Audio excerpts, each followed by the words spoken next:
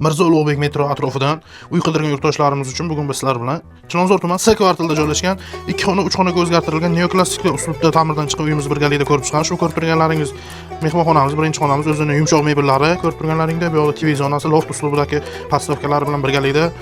Bu yerda esa oshxonamiz o'z o'rnida qolgan, kerakli barcha mebel va texnikalar bilan jihozlangan. Yangisidan ko'rib turganlaringdek romlarimiz alishgan.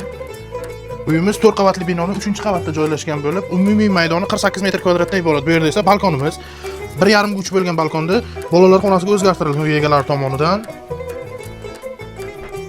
Bu yerda esa ota-onalar yotoqxonasi, ko'rib turganlaringdek rang va sifat uyg'unligiga alohida e'tibor berib bilan ta'mirlangan uyimiz. Bu yerda esa glavniy eshikdan kirib kelish, o'zining razdельный sanuzeli bilan ko'rib turganlaringdek glavniy eshiklarimiz alishgan. Bu yerda esa sanuzelimiz vanna xonasi,